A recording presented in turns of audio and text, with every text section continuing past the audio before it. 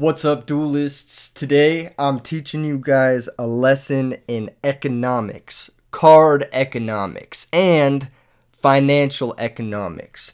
Buy forced backs now. No, I'm just kidding. Don't do that. But this deck is actually hella sweet. This is like my favorite way to play X-Sabers in Edison format. It looks cursed. It is cursed. This is like if you played modern Yu-Gi-Oh, it's like Eldritch. It's like Eldritch. It's like, have you played Eldritch? It's kind of like Eldritch. The idea is you summon your anchor monster, and then your anchor monster gets you value. And that's pretty much it. It's not really like a very complex strategy. There's a lot of nuance to how you use your trap cards, but other than that, it's pretty simple, particularly when you've got Bountiful Artemis and you're just chaining together drastic drop-offs. That is a, how do I say this, pretty disgusting way to shut people out of the game. Naturally, I saw the synergy between Saber Hole and Bountiful Artemis, and I was thinking, maybe this is pretty good. And then I started testing the deck. I had a whole bunch of different iterations. I played like 3-4 matches with it. Lost some, won some, and then I was like, wait, I can reconfigure this whole thing, and I settled on this build, and I'm actually pretty happy with it. I got 3 matches using this specific build for you guys.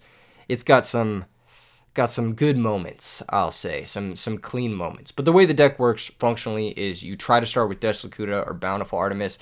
If you don't start with them, then that's fine. Honestly, you can kind of just chill out for a little while. If you can get openings for X-Saber Airbellum, that's another way to accrue incremental advantage.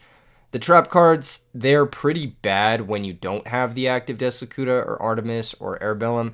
And we are not actually playing like a ton of ways to play through opponent's heavy back row, but we have lots of ways to make the game annoying for the opponent. Force back is a way to like annoy people who play Kaias. And Divine Wrath is a way to just like stop anything, basically. Drastic Drop Off, very annoying card to play against. Even if you start with Full Helm Knight, also annoying. The way he negates attacks and defends your Deslocuta, etc., is just really annoying to play against. So the deck is just, I don't know how to say it. This is really difficult. Let's just get into matches.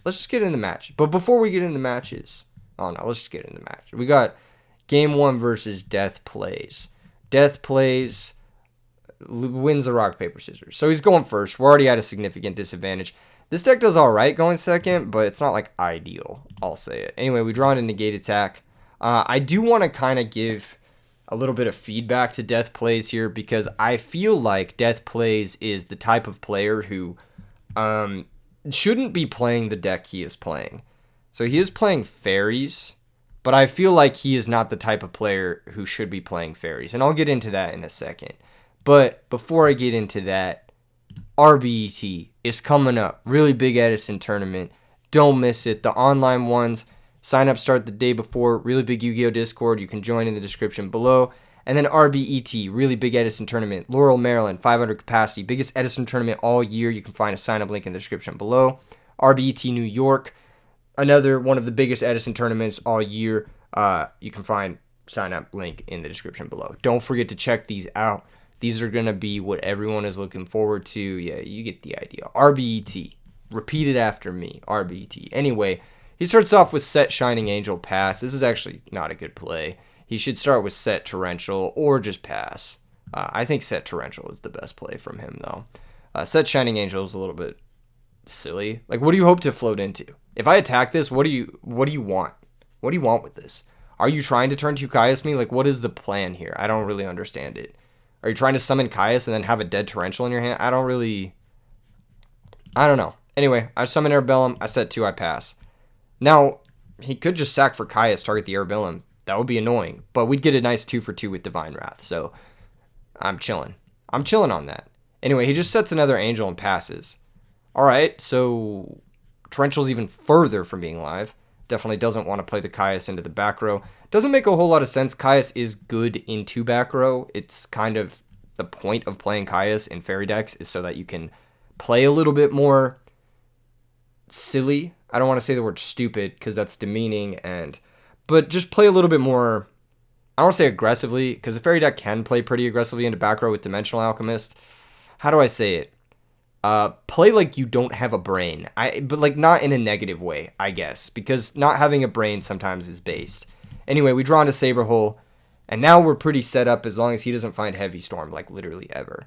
I set the Saber Hole, I pass. He finds Battle Fader. He's going to flip his Shining Angel. No, he's not. He's just going to pass back to us. We draw Force back. 8 cards into our deck. We haven't found Deslocuta, Bountiful Artemis, or Morphing Jar. Pretty unlucky, but at the same time, I'm kind of just chilling. If he doesn't draw a Heavy Storm, then he's not playing through my 3 back row, like literally ever. So I pass back. He draws Tragodia. He flips the Shining Angel. I decide to Saber Hole it. He like speed runs into the battle phase.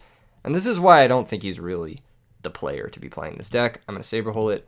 He's just going to set his Torrential now and pass the turn back. We're going to draw Deslocuta. This is my son, actually. This is my new son. While Neospatian Grammel is my old son, I have found a new son, and it's Deslocuta. I should be playing Grammel on this deck now that I think about it. He'd probably be pretty good. Anyway, I'm going to go ahead and set the Lakuta, set Negate Attack, and pass the turn back. He is going to Typhoon a random back row for no reason whatsoever. This is not a good play. I just feel like all of these plays are amounting to nothing. He's going to go ahead, flip the Angel attack. I'm just going to let my Airbellum die. I'll let it trade with the Honest. I was going to see what he wanted to go into with Shining Angel before flipping Negate Attack, but he decided to Honest, and honestly, no pun intended, I'm pretty okay with that trade. I don't really want to face down this Honest. Now, he could sack for Caius main phase 2, but we are sitting on that. No, we would just lose our monster. We would actually just fucking lose there. That would be really bad. But he doesn't do it for literally no reason. Anyway, we flip Deslocuta, activate, draw a card. And this is why the Battle Fader and Caius are bad, particularly if you don't want to use them.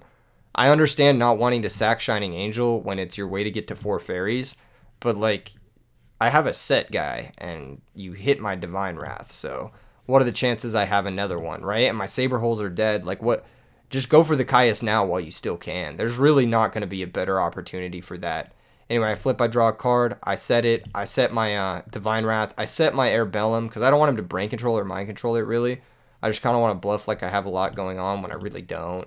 He's going to attack, we're going to Negate Attack, and he's just going to leave the duel. So definitely not the type of player who should, A, play fairies, or B, ever play against anyone ever again. Maybe he had an emergency and he had to leave, but this dude is just clearly impatient. Every single play he made was impatient, and fairies is not the deck for impatient. Pardon my language. Pardon my French. But impatient scrubs. Honestly, it is not the deck for those types of players.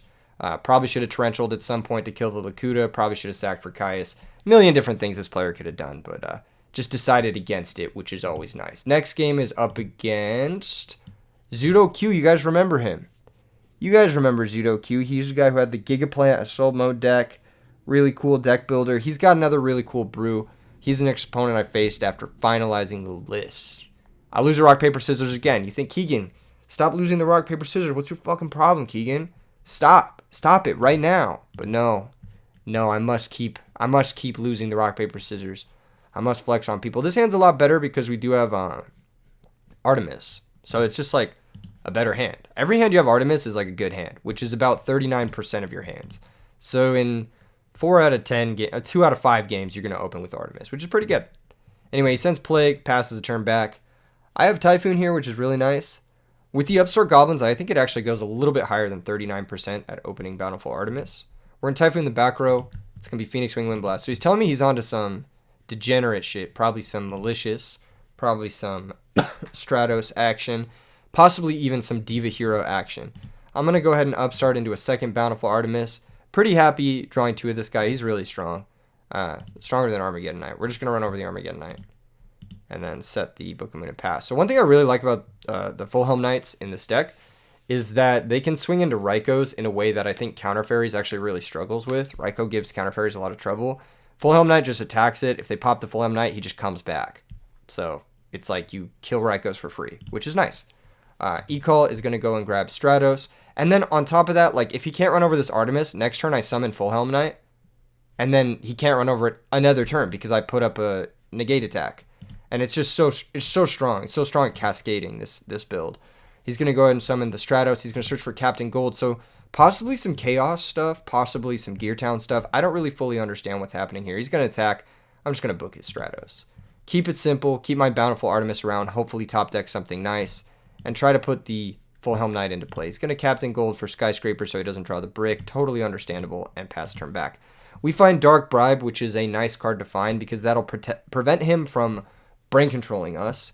And it'll also prevent him from extending with a spell card, possibly Miracle Fusion card he could have, maybe E-Call card he could have. Who knows?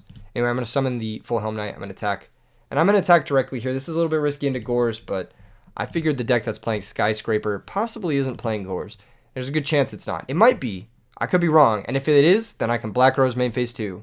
No questions asked. But if it isn't playing Gores, then this is a nice gamble to take. I'm going to set the Dark Bribe and pass. He's going to summon Deep Sea Diva, special Deep Sea Diva. Now he's going to go for Miracle Fusion, but like I said, we have that Dark Bribe to prevent the extension. Both of us are going to draw a card here, so it's a 1-for-1, but we get a cantrip, which is really nice. And he's already forced to normal summon here. Another thing that's nice as well is, well, you'll notice that Deep Sea Diva is in defense position. He's going to Terraforming, find Gear Town. So confirming my suspicions, he is on some Gear Town shenanigans. Gear Town's going to special summon out the Ancient Gear Gajiltron Chimera. Really cool card. It has no effects. It's just a 2300 vanilla, but it is a level 6. So he can synchro off with Deep Sea Diva, and it's also an Earth for his Miracle Fusion purposes as well. He could also synchro off with Plague here. So he's going to go ahead and synchro off into Stardust Dragon. He's going to attack, force the Full Helm Knight effect. And this is, again, why I love the Full Helm Knight. Even if they are able to put together something through my one trap card, they still can't get through an attack, and it gives me a chance to sort of rebuild. Compulsory, the perfect companion for these types of setups because it can deal with threats that have resolved. I find X-Saber Arbellum pretty strong card to find here because it'll allow me to make a Synchro monster. So I'm going to go ahead and Synchro with Arbellum. There's a lot of different options here. I could have summoned the Des Lacuta, synchroed with the Full Helm Knight into Yugioh Guardian, stolen the Stardust Dragon. That would have been a fine play. There's a lot of different things I could have done here. I think this play is the coolest because it shows the fullest extent of the deck, but I don't know if it's necessarily the best, especially if he has another Miracle Fusion. We're going to attack over Deep Sea Diva. We're going to bring out Arbellum from the graveyard, and I'm going to set the compulsory. So now, if he goes for just Stardust attack, we actually just let it through.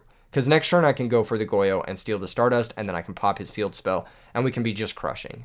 However, if he has an extension play, I would like to compulsory the extension play. I don't really want to compulsory the Stardust because it is something I can beat, provided one of my tuners sticks around, which should be pretty easy to keep that around. So I think that going for this play, while it might not have cleared the Stardust immediately, it gives us the best follow-up play. That being said, I don't really know exactly what he's on, so I could be like, it could be some crazy nonsense that punishes me for not clearing the Stardust immediately. However, we're just kind of big chilling. The compulsory is also chainable, so even if he goes for like Space Typhoon, Heavy Storm, whatever, we can chain it and hit the Stardust.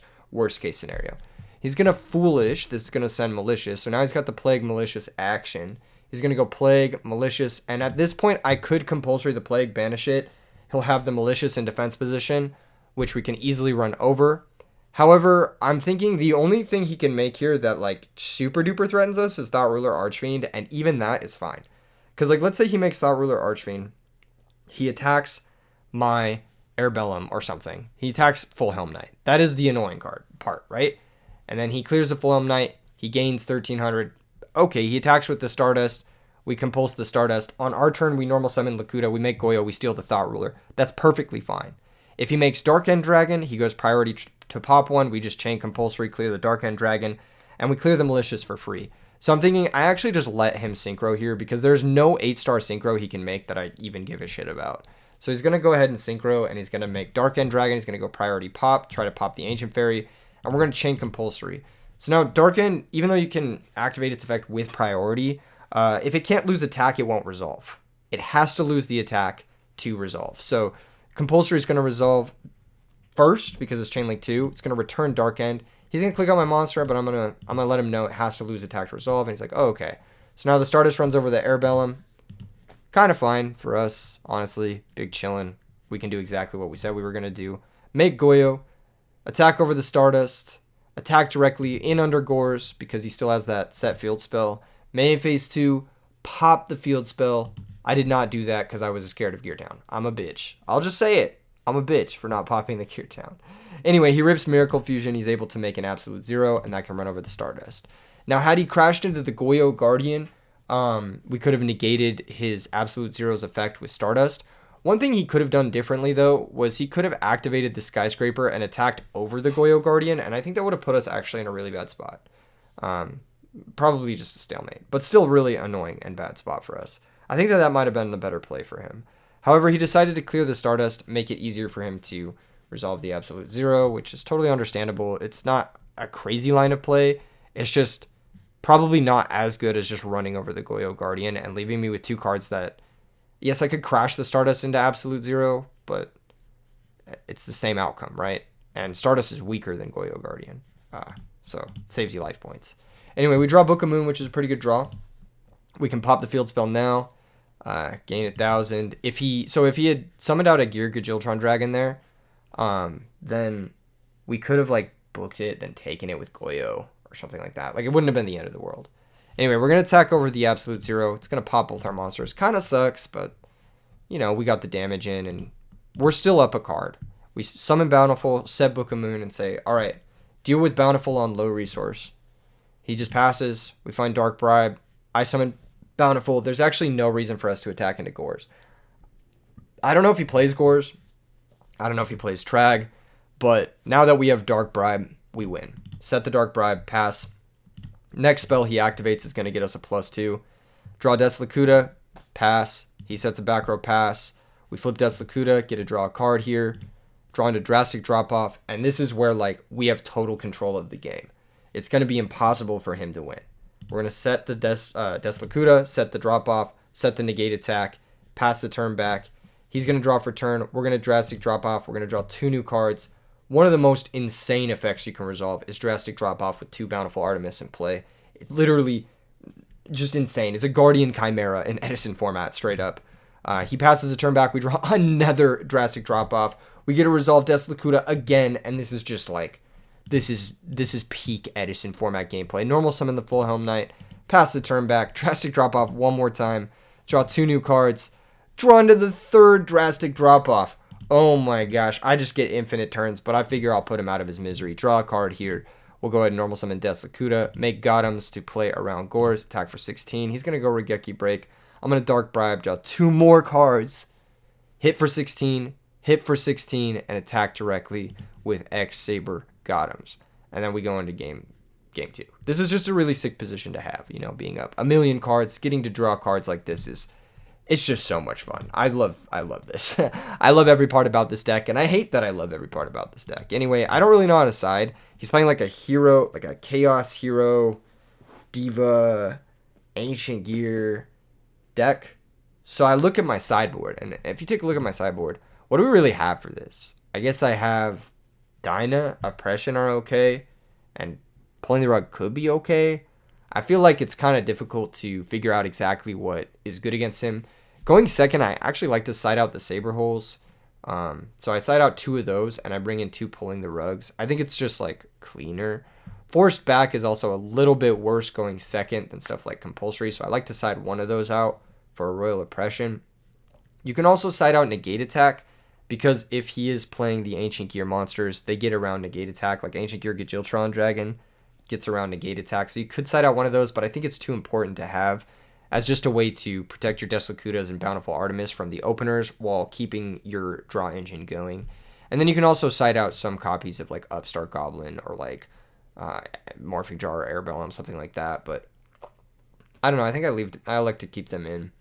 Yeah, I think it's pretty straightforward. I actually think I might have sided out a Divine Wrath in this matchup. I don't think he had a lot of effects that I cared about him activating. Anyway, going into the next game, we are going second yet again. But I think this build is alright. I think it can hang. Opening hand, he just passes. And I'm just like, what the fuck? What could it have been? Heavy Storm, maybe. I don't even know. Anyway, my opening hand is Deslakuta, which is our only engine card. So I gotta protect him. I think the best way to protect him is set Force Back Compulsory at the same time. That way we can stop at least 2 summons. And if he goes Heavy Storm, we can chain Compulsory to bounce the Lakuta so we at least have it. We could consider that play. Or we could even consider just trying to call it back later. But I think Heavy Storm is pretty bad for us here. Like, just all things considered. He summons Armageddon Knight. I'm going to force back to just buy myself another turn. Hopefully, no pun intended, force him to discard a card. This card is really good at time walking people. End phase, he's going to discard Malicious. So actually, it's kind of helping him out here that he gets to discard, at least get his graveyard a little bit developed. On our turn, we find Solemn Judgment, which is the literal god card in this deck. It's Egyptian god card. It just wins the game. We go ahead and we flip Deslakuta, draw it a negate attack, set it, normal full helm. Don't need to play into Gores, just set 5 and pass. He's going to normal summon that Armageddon Knight. There really is no reason for me to care about this. I can just negate the attack with the Full Helm Knight's effect, get an extra draw off of the Deslakuta, and just start to cascade things forward. We're going to draw into Divine Wrath. Here I'm a little bit scared of Dark Arm Dragon. Again, I don't really know what his deck is playing. So I go ahead and synchro into Yugioh Guardian. This is a nice like sort of pivot where you can get the Deslakuta. It's already drawn me 2 cards. It's already paid in full for what it's worth. Let's go ahead and make that Yugioh Guardian. Let's steal the Armageddon Knight so he can't get to 3 darks, basically. I just don't want him to have a live Dark Armed. I steal the Armageddon Knight, and I just pass. I don't have anything to play here. Oh, I guess I call the Full Helm Knight as well and attack for 13. So the reason I do this is because main phase 2, like even if he drops Gores, it can't get over Yugioh Guardian now. And then this also gives me an attack negate, so if he does have Dad, then he can't like just attack over Armageddon Knight and then drop Dad and like be really annoying about all that shit, you know? So it gives me an extra attack negate, which is kind of nice.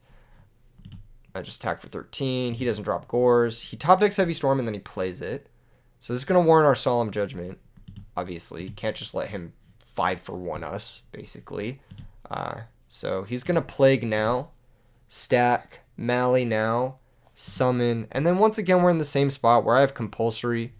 So even if he goes for Dark End, I can just compulse whatever synchro he wants to make. He's going to make Stardust Dragon, which is really interesting because Stardust doesn't really beat anything here. He's going to go ahead and attack the Full Helm Knight, and I'm just going to negate the attack. I don't really feel the need to compulse this when I can steal it. I don't really feel the need to spend the Book of Moon or the negate attack. Negate attack has a lot more value once you find Bountiful Artemis. So I'm just going to stop the attack and like maybe he has like a Mirror Force or something to stop my Yugioh Guardian, which would suck, but then we can just Synchro 7 main phase 2 and he's off of 3 darks. So I'm a little bit like less scared of Dark Arm Dragon basically. I draw a Drastic Drop Off, which is a high risk card to play because if I do play it, then he could potentially discard up to 3 darks, which would be annoying. I switch the Full Helm Knight to play around Mirror Force. I attack the Stardust Dragon. He's going to activate Assault Mode Activate. So kind of letting us know why he's been so stalled the first turn of the game and kind of letting us know what was potentially bricked in his hand the previous game as well. It's this Assault Mode Activate package. So Zudo Q once again with an Assault Mode Brew. Really, really interesting stuff. He's going to be able to bring out the Stardust Dragon Assault Mode. And this is actually, I think, one of the decks in Edison format that cares the least about Stardust Dragon Assault Mode. I have so many ways to play through this card. The easiest way is just destroy it by battle, which is what I'm going to try and set up here. Main phase 2, just synchro into X-Saber Gothams, who is just bigger than this. X-Saber Gothams taking 1 tuner and 1 or more Earth monsters. Yugioh Guardian and Full Helm Knight being able to make X-Saber Gothams is huge here. Not just because of his huge attack, but because it allows me to kind of ignore this guy. And then I'm able to set Divine Wrath, which is yet another way I can ignore this guy. If, for example, I want to book it, or book anything else he plays, he might Stardust Dragon negate, and then I can Divine Wrath, negate his Stardust Dragon. So, feeling pretty confident here. He's going to normal summon Deep Sea Diva. I could have Divine Wrathed this, but last game he didn't show me a Spined Gilman. I almost said Divined Gilman. That's hilarious. That is really, really funny. Divined Gilman. Oh my gosh. Someone's got to make that a meme. Anyway, he's going to special summon out another Deep Sea Diva. I didn't think he would be on it, especially in an Assault Mode build. So I didn't feel the need to Divine Wrath it. And even if he was on the Divined Gilman, he could make Catastor, and then we would just Divine Wrath the Catastor, and then we win. So it's like not that big of a deal. He goes for a Miracle Fusion, however, and this is proving to be more annoying than I would have liked. He's going to special summon out Absolute Zero, and he's going to attack into X-Saber Gothams. Now, I could do a million different things here, right? I could let this connect. He activates the effect to blow up, and then I Divine Wrath the effect to blow up. That's pretty good. But then if he has a way to clear my X-Saber Gothams main phase 2, I actually have no real way of dealing with the Stardust Dragon Assault Mode. So what I'm going to do is I'm going to gain the initiative. I'm going to negate attack the Absolute Zero. what I'm going to try to do is run over the Stardust Dragon Assault mode and play a super convoluted game, which I think makes me a little bit more resilient to a potential main phase 2 way to clear the Gothams. It's highly unlikely he even has anything, but if his hand is bricked, then this line also wins. So I'm not like super concerned either way. I draw into Breaker the Magical Warrior. I sided it in to pop Skyscraper or like potentially Royal Decree if he has it. I don't know. I just sided him in because sometimes Breaker's good. We switch the Armageddon Knight. We run over the Deep Sea Diva. And then we go ahead and attack over the Stardust Dragon Assault mode. And that's going to be able to activate its second effect. When this card is destroyed, you can special summon one Stardust Dragon from your graveyard. I let that resolve because once again, I have the biggest monster in play. And now I'm big chillin' because I've got Compulsory to deal with either one of these. I've got Book to deal with either one of these. And then I've got some vibes on top of all that. Here I set the drastic drop off. Since I've seen the Stardust Dragon Assault mode, I'm fairly convinced he's not on Dark Arm Dragon. And even if he was, he has no Darks now. So I'm going to go ahead and just drastic drop off him in the draw phase. Hitting an Arcane Apprentice. Really cool card. Love that card. And he's going to activate Skyscraper, trying to pump up his Absolute Zero. I'm going to book the Absolute Zero. I think it's just the cleanest, easiest out. On our turn, we can run over the Stardust and then compulse the face down Absolute Zero and pop the Skyscraper with our Breaker the Magical Warrior. Anyway, we draw into another Compulsory, which is really nice. I decide to run over the Stardust Dragon. I decide to discard a card in my opponent's hand. I don't know why I decided to do this. There was really no reason for me to do this. I could have just summoned the Breaker, popped the Skyscraper, compulsed the guy, and probably been winning with pulling the rug plus Compulsory. But I just decided to do it in case he, I don't know, was sandbagging a Miracle Fusion or something. I don't really know why I did it. I just compulse this guy. I just wanted to put him on 0 cards. And I have Breaker, Compulse plus pulling rug, so I should be alright, right? Anyway, he passes a turn back. We get a connect for 16, which is pretty good. We leave the Book in hand. I don't know why. Probably should have said it. I kind of wanted to hang on to it just in case, though. He goes set, pass. We draw Divine Wrath again. Attack for 16.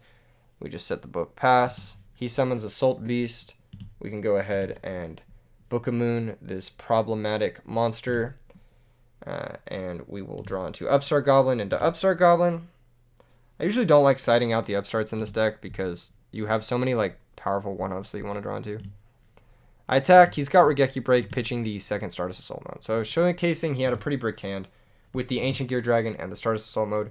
I would assume this deck that he is playing is fairly bricky now that I'm looking at it. I think that there is something interesting to be said about some type of like Chaos, Captain Gold style hero deck, which could be really cool. I think there's definitely something that could be figured out there. But I think that you have to choose between Gear Town or Assault Mode. I don't think you can really play both.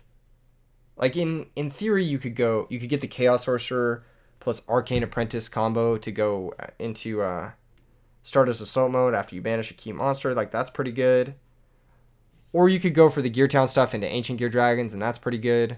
But I think going with both, you just have so many breaks. He's going to Regeki Break. We're going to go ahead and Compulsory our monster back. Normal summon the Breaker, set the Dark Bribe, and pass the turn. He's going to flip Assault Beast, and he should crash here, but he doesn't. So he passes. We draw Bountiful Artemis. Now we have the initiative to choose to crash. We're going to connect for 16. Pass the turn back. He's got Typhoon, targeting his own. I'm going to Dark Bribe, actually, the Typhoon. Because I can't allow him to resolve that effect. We each draw a card, and he draws Foolish Captain Gold. He's out of Skyscraper, so he can't summon the Captain Gold. And then we are able to piece together Lethal with the Breaker and the Bountiful Artemis. So a cool match, showcasing a lot of cool interactions, stuff that doesn't really come up. The Full Helm plus Goyo Guardian into Gothams is kind of cool. Being able to run over an Assault Mode is kind of cool. Lots of interesting stuff happening with this deck. I think one of the cool things about this deck is how it synchros at parity. Including the X-Saber monsters allows you to go over the top. And when you do finally make that synchro play, it's nice because the cards you synchro with pay for themselves in so many ways. Like, if I synchro with Bountiful Artemis, it's likely got me 1 or 2 draws. It's similar to synchroing with Goblin Zombie, basically, because it replaces itself. It's like getting to synchro with card advantage. It's just very nice. And then on top of that, even Full Helm Knight can give you advantages like negating attacks, or Airbellum can give you advantages like ripping cards out of the hand. So all of your cards can give you advantages. All of your monsters can give you advantages so that by the time you're synchroing with cards that you've already gotten value out of. And that's just a great feeling. And then on top of that, the synchros play very well with the counter traps, because oftentimes you'll summon like a Bryonic or a Goyo Guardian and you'll be like, well, I hope my opponent doesn't top deck Brain Control. Now with Drastic Drop Off set behind your synchro monster, your opponent can't possibly top deck Brain Control because you can just discard it as soon as they draw it. So it's a really, really cool sort of way that this deck feeds into itself. And I think this match showcased it pretty perfectly. Moving on to the next match, I play up against JJN, a player I've seen, pretty active player, and we finally win the rock, paper, scissors, which I think this deck is insane when it goes first. I think this deck is just crazy when it goes first. Provided you get a good mix of traps and monsters, this deck just cooks. It's nothing but gasoline. Like, look at this opening hand. It's like, how is my opponent expect to play through this? How are they expected to play this game? And then on top of that, I just have options on options. Like, which of these do I even lead on? They're all amazing, right? I decided to upstart Goblin, and because I find the negate attack, I want to lead on the Deslakuta. I think that it's more proactive. It's pretty unlikely, but my opponent, if he does see the Airbellum, he could just set his whole hand. And then the Airbellum doesn't get me the value as soon as possible. I would like the Deslakuta to start drawing me cards as soon as possible. Proactive advantage is almost always better than reactive advantage in Yu-Gi-Oh! Being able to draw more cards is almost always better than being able to pop things or rip cards or whatever. That being said, being able to pop things is also important. So the stuff that you want to draw into are stuff like compulsory evacuation device, etc. Stuff that can deal with stuff that's resolved. 1-for-1 is going to activate from the opponent. He's going to pitch Treeborn, special Substitute. He's going to normal Substitute. I'm going to chain compulsory. There's a little bit of confusion here where he doesn't think that he has to resolve the effect. And then he summons the frog, and then, yeah, we sort it through. So it's not a big deal here. So my opponent is playing frogs. He did open up 1-for-1 plus a monster to tribute, but we did have compulsory to stop him from going full dupe lock. That would have been a little bit of annoying, and it would have probably forced a Bryonic at some point that I don't want to go for. Flip the Deslakuta, replace the compulsory evacuation device. So immediately feeling pretty good about that. I've got the forced back to stop his next play. I've also got Divine Wrath to stop his next play.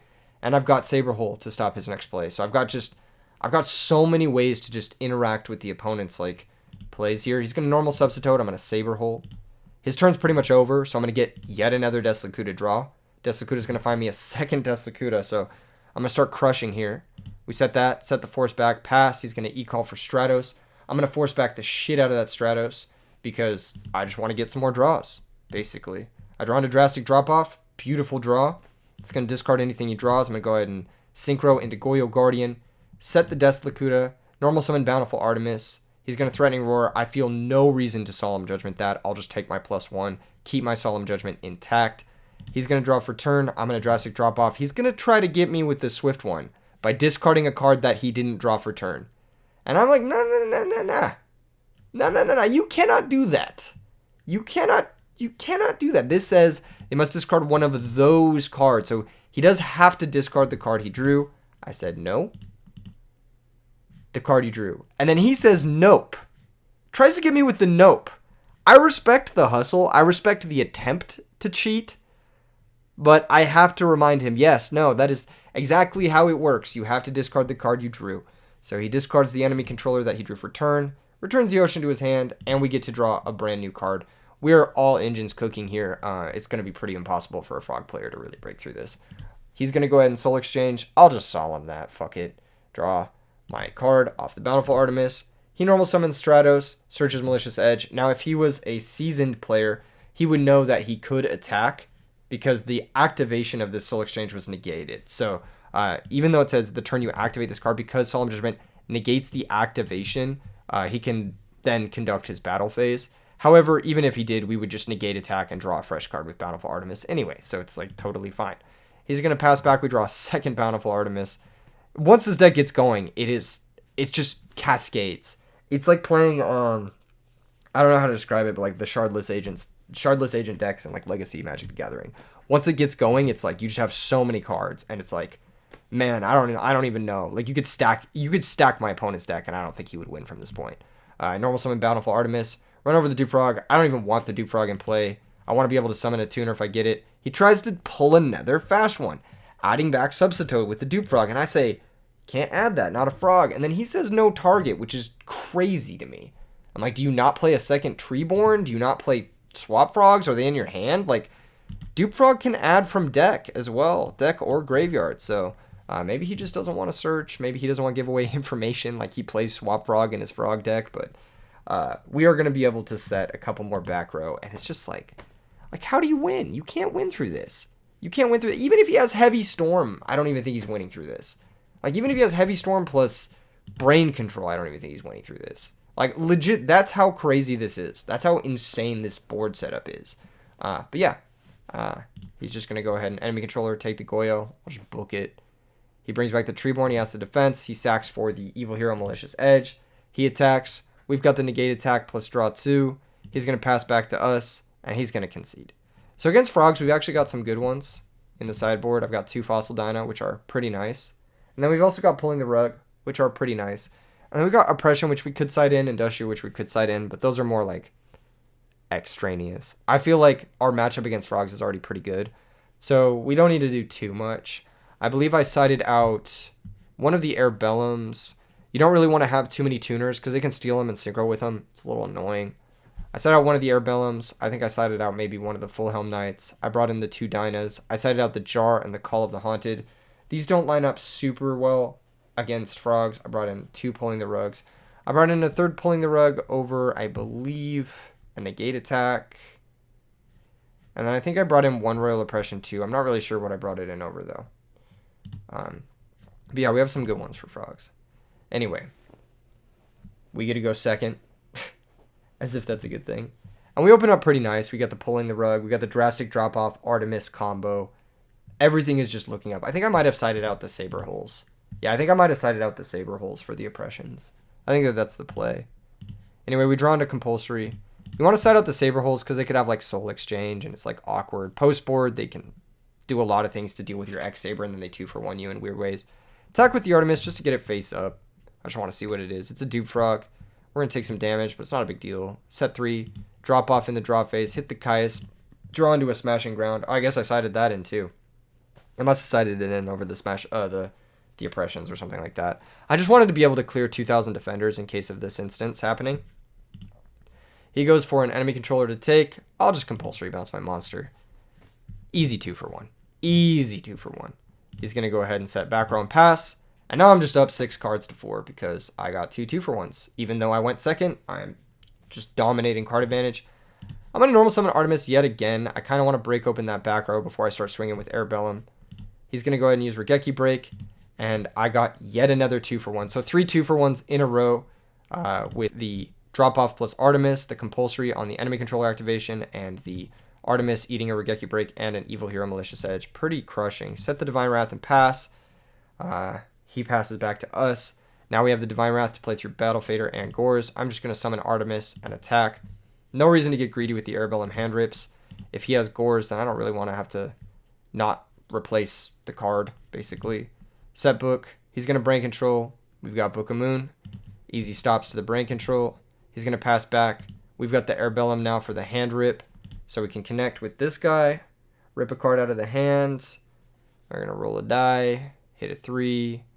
Snipe a Miracle. Kind of wild he didn't Miracle because he could have Miracled. And we would not have been able to do anything about it. It's possible he forgot he had the water in the graveyard. But, I mean, if he does Miracle, let's say he does, right? And he runs over the Artemis. Sure. We smash and ground the Absolute Zero. We normal summon the Airbellum. And yes, while we are kind of in a similar situation, he's down the Miracle, we're down the Smash and Ground, but we're also down the Artemis. It's probably a favorable situation for him, I would say. Anyway, we connect for another 16. Main phase 2, I synchro into Ancient Fairy because I don't want him stealing one of these and like Black Rosing or something like that. Plus, next turn, I have game. So, there's really no reason to care about more hand rips or more draws because I just win the game next turn. He's going to go ahead and Rhoda for Stratos. Totally fine. Summons it, activates, Pulling the Rug, negate. We draw Force back. We got Divine Wrath to go for the game shot through Gores. So, yeah, easy clap. Just how we drew it up. This matchup is probably very good for this deck. This is probably your best matchup by far. Like, I feel like of the meta decks, this is the deck you probably destroy the easiest.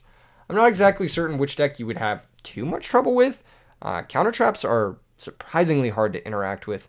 Probably Lightsworn. I think Lightsworn would be the hardest matchup for this deck because they've got Royal Decree, they've got Arcus, which is like weirdly good against this deck. We can't attack over it, and then it makes it so we can't negate attack because negate attack does target the attacking monster. Yeah, there's some interesting matchups. I think Lightsworn would be the hardest though. The Raikos, like I mentioned, if you don't have exactly full Helm Knight, Raiko can give you a little bit of trouble with this deck. And Royal Decree, obviously, especially game 1, you really only have the Space Typhoon and the Synchro Wing, and then hoping to get Dark Bribe or Solemn Judgment down first. But I feel like Lightsworn could have a heyday against this deck. But food for thought. I mean, like, yeah, JD also looks kind of tough. You have Saberhole, you have Divine Wrath, but other than that,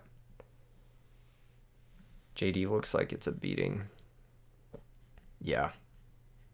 Yeah, probably worst matchup, Lightsworn, of like the meta decks. Probably best matchup is Frogs.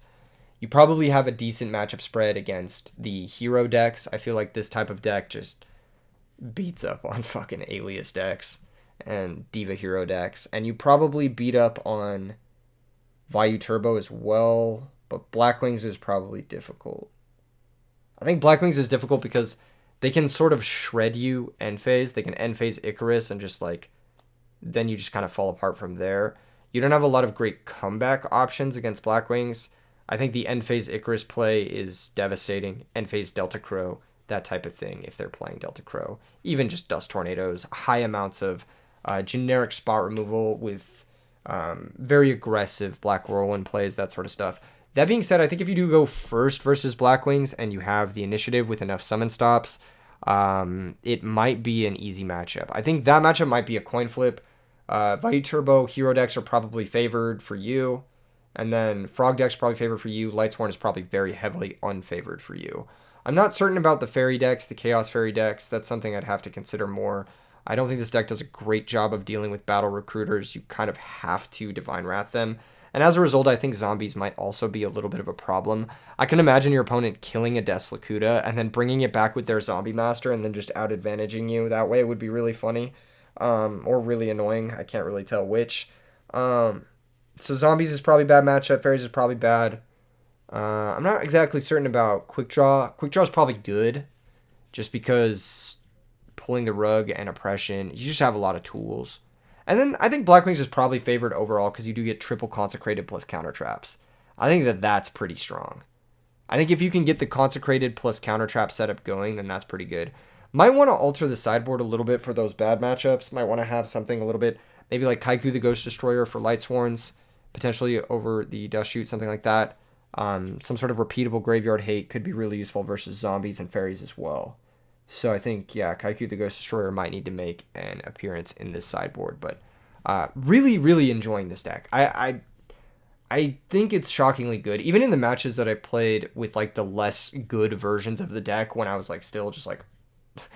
there was a version of this deck that I played that had one negate attack. And I was just like, maybe I should play more of this card. It seems pretty good. Like I drew it a couple times. I'm like, I wish I had more of these so I could like draw into them and defend my Lakutas and Bountiful Artemises at +1. But yeah, what was I talking about? Oh yeah, even the earlier versions of the deck, like when the synergies came together, it felt really nice. So there's something here. I think it's also interesting that this is an X-Saber deck that doesn't get absolutely destroyed by Deck Devastation Virus, for example.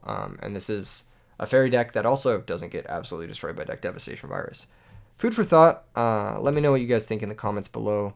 And I hope you had a great Valentine's Day. I don't fucking know. RBET. Come to the RBETs. Play in the RBETs. They're gonna be awesome, dude. I can't wait. I haven't been to New York since I was a child. Since I was a small living being. You ever think about that? How we were like just a cluster of cells that slowly gained consciousness, and then we were able to explore and interact with this reality in like a tangible sense. And then and then you come full circle and you realize that it's just a culmination of our experience